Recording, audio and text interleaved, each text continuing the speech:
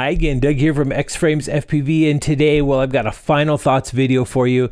This is on the Floss 2, and this is just going to be a quick little overview and kind of what, this is my first Floss 2 build, and so I just want to kind of go over my experience of building this wonderful little light, little 4-inch here, and so we'll get it to the tabletop and take a look at it.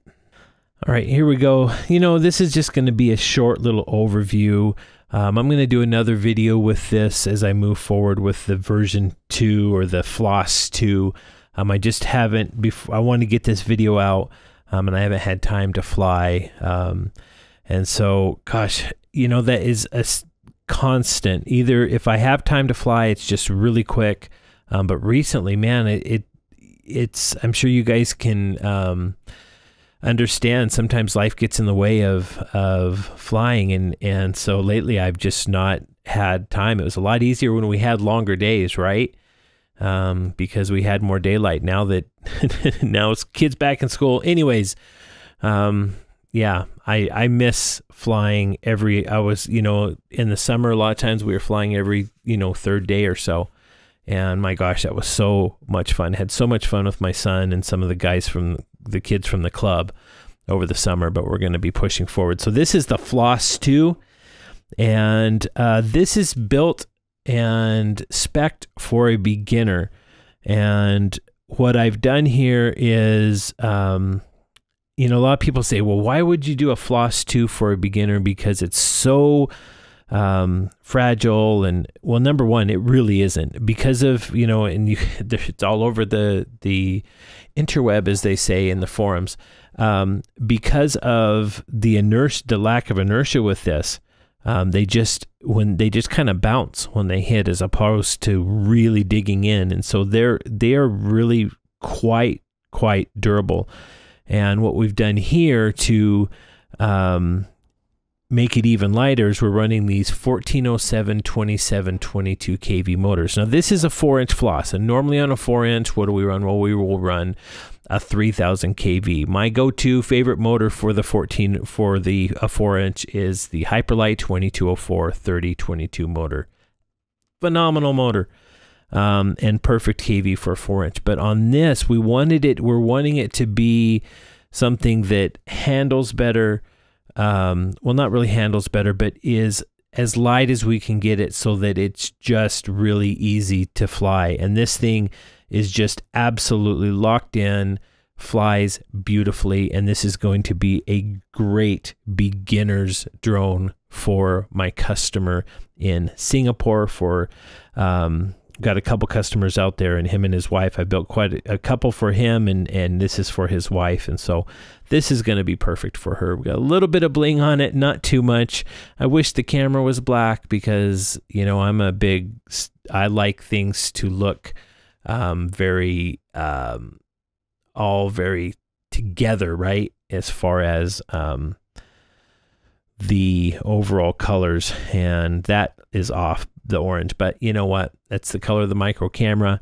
Obviously, you know, as far as the specs, again, this 1407 2722 for 4-inch, it really is not underpowered. Is it a beast? No, it's not a beast. But if you fly this, it has plenty of torque, and it has plenty of top end. And so this is a really good, if you're looking to build something for somebody, go with this 4-inch. Look at the footprint of this 4-inch. It is so small. Here's my son's RR5 5-inch. Let me pull out a little bit so you can see that.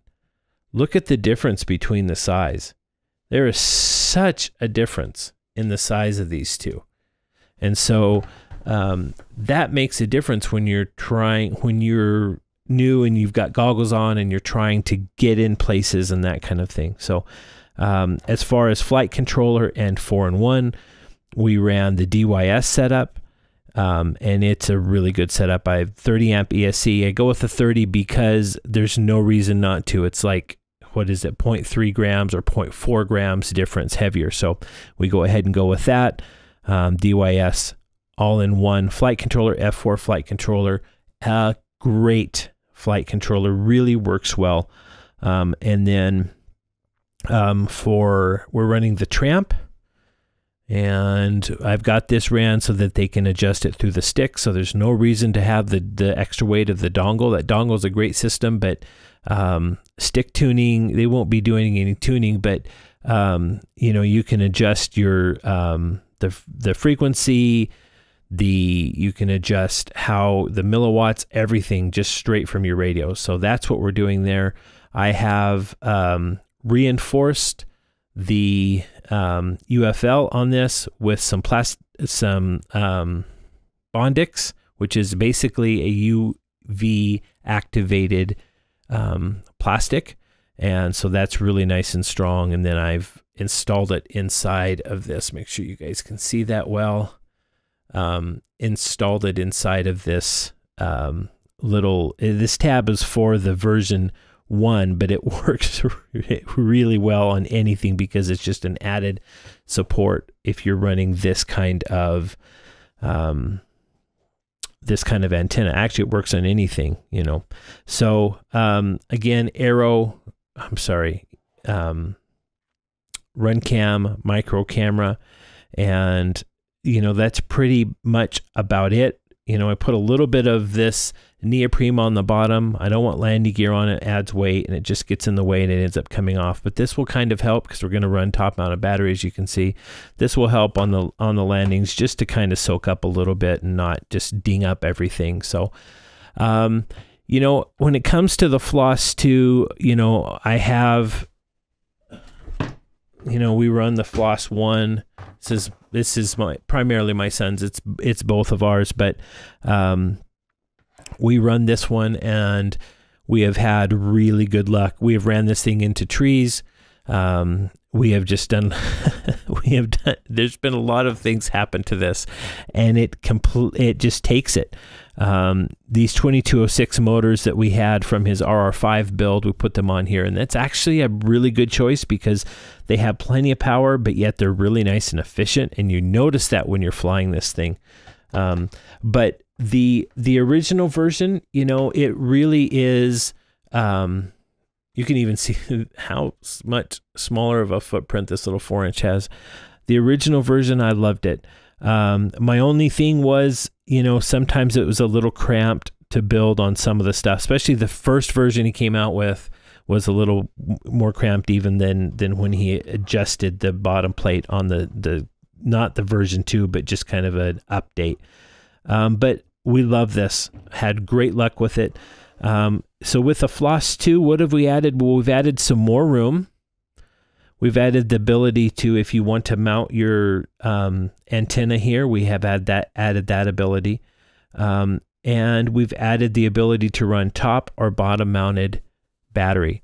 And so that's a really good option for people.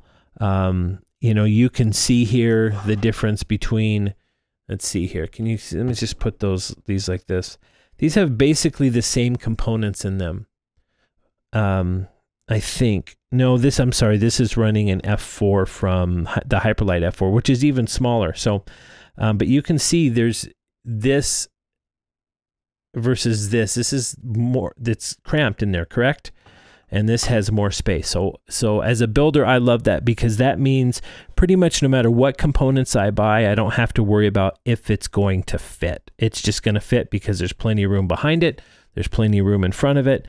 And so that's what Rugi has really done a good job in just making refinements to this. You know, a lot of it is very similar, but it's just a refined frame, and it definitely, especially now that we can run top and bottom mounted, it is deserving of a purchase. I think they're in the, I think, $49 range, I believe. Don't quote me on that, but I think they're somewhere in there. A great buy. Comes with camera mounts for the micro camera, which is the best camera in my opinion to run on this, especially now with the new micro camera Sparrow, which I'm going to be doing a review on that pretty soon because I'm going to put that in one of my builds. So that's it, guys. Went a little bit long, but you know, I wished I had time to go out and get, you know, runtime or some flight footage, but I just didn't. But that will be coming along. But if you're looking for a nice little beginner's build and something, or just something that this thing, the efficiency of this is unbelievable. These 2722 motors, 1407s, I mean, it's 5 minutes plus. You get over 5 minutes of runtime with this. So when you go out and play and can have over 5 minutes of time, it really is an advantage. It's something that makes me, you know, I fly light. Everything that I fly a super light 3mm QAV-X that has the pod on it, and so I'm right at 230 grams minus battery. And then I fly an XBEE V2 that I'm at 242 grams minus battery. And so I like light. Some people like heavier, but I love the amount of flight time you can get when you go light, because you can go with, you know, a 2204, which is what I have on my QAV-X, and then a 2205, which is what I have on my V2, my XBEE. So it's nice sometimes to go smaller motor and less weight. And speaking of weight, let's get a weight on this real quick. And 181 grams. The props I was using, okay, even with props, we're at 188 grams with props. That's really nice and light. So guys, appreciate it. You know, again, sorry this went a little bit long. I just, you know, have not been making videos as much, and I know that it's weird, but this is, I feel like this is a conversation with you guys, and I like just sitting here and kind of talking to you. So if they're too long, just push fast forward. I'd like to say I'll make them shorter, but you know, my dad was a preacher, and so I kind of have a little bit of Southern preacher in me, I guess. So anyways, hope you guys have a great day. Check out my website, xframesfpv.com, and there you can see builds and prices, and stay tuned, guys. I've got some really exciting stuff going on with the website that'll be happening here pretty soon, and I'll update you. So hope you have a great day, and I hope you get some time to fly.